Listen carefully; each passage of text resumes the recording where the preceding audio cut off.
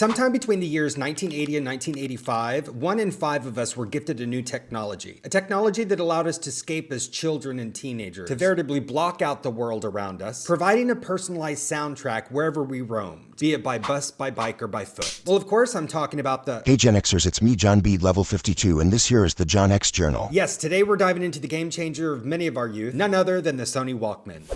Remember those days of escaping into your own personal soundtrack? Or biking to meet your friends for a weekend afternoon adventure? Gambling each and every time, of course, with your most prized cassette tape, because you never knew if today was going to be the day the player took it upon itself to devour the tape inside it. Yeah, good times. I mean, why did those suckers eat our cassette tapes? Well, it was either improper loading, check, overused or worn out tapes, check, or internal mechanisms just having a bad day, check, check. Check. But the Walkman was more than just a cassette player. It became a cultural phenomenon. But how did it all get started? The Walkman was invented by the co-founder of Sony, the legendary Masaru Ibuka, along with audio engineer Nobutoshi Kihara. Now, it was developed because Ibuka wanted a portable way to listen to opera music on really long flights. Opera music, yuck. Now, it was released in Japan as the TPS-L2 on July 1st, 1979, the same year that Rocky II hit the theaters, and disco was still ruling the dance floor. It was in the early 1980s when the Walkman made its way to the US, and by 1983, it was everywhere, and I mean everywhere. Reports say that 1 in 5 American households owned a Walkman, and at its peak, hundreds of thousands of units were flying off the shelves. Fun fact. The original name of the US version was the Soundabout. It started out as the Stowaway in the UK, and was known as the Freestyle in Sweden. Ultimately, Walkman became its universal name. Now, the original model came in blue and silver, the classic colors. My first Walkman was silver, and I'm certain it was the base model. Later models branched out into a variety of colors, including the popular sports Walkman in bright yellow. But it wasn't just about looking good, it was about all of the features. Features? What features? Did you know that some of the earlier models had a dual jack? This way, your soundtrack could be shared with a friend.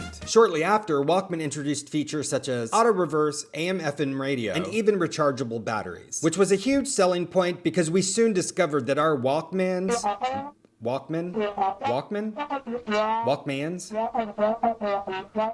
The Walkman was known to be a big, fat, huge battery suck. The Walkman's favorite vice was battery acid, and it dropped at any chance it could. Now, at the height of its popularity, the Walkman ranged in price from $50 all the way up to $200. Now, my parents would never spend $200 on me as a kid, so I'm certain mine was on the lowest end and probably purchased during a Christmas sale at Radio Shack. So the features on my first Walkman were most likely cassette playback and single headphone jack. But if you were a rich kid, scoring the higher model, you enjoyed things like superior audio quality and fancy features like noise reduction and advanced tuning controls. But let's be real, us have-nots enjoyed the base models just the same. Now, the Walkman didn't just have an impact on technology. It also had, and continues to have, an impact on pop culture. You remember Marty McFly cruising around with his in Back to the Future. They've also been seen on Bart from The Simpsons, on Michelangelo, not that Michelangelo from Teenage Mutant Ninja Turtles, and of course, Star-Lord from Guardians of the Galaxy is practically inseparable from his, all proving that its legacy is still alive and well. One of the major slogans of the cassette player was, "The Walkman, you're never alone with Sony." Which is ironic because the then new technology spurred debates on social isolation. Yes, a conversation we've been having for 40 years now. You see, the Sony Walkman was one of the first gadgets that allowed teenagers to literally tune out the world around them, and we as Gen Xers wanted nothing more than to do just that. The Walkman also raised concerns about hearing damage, because some of you mother punkers, including me, cranked that volume up way too high in order to drown out, you know, nagging parental units and sucky siblings. Check. Now, despite its monumental success, a reported lifetime sales of 388 million units, the Walkman began to fade away in the early 2000s. Understandably, with the rise of MP3 players and the iPod, cassette tapes became more of a nostalgic thing than a modern necessity. And by the year 2010, Sony officially discontinued the cassette Walkman, releasing some special edition digital players to keep the spirit alive. Oh, and the original Walkman can even be found in museums, like the Museum of Pop Culture in Seattle and the Science Museum in London. So there you have it, the rise and the fall of the Walkman, the portable music player that symbolized our generation's quest for independence and self-expression. So let me know in the comments, did you have a Walkman? What color was it? And did it eat your favorite mixtape? If you want more Gen X content, don't forget to like, subscribe, and hit that bell.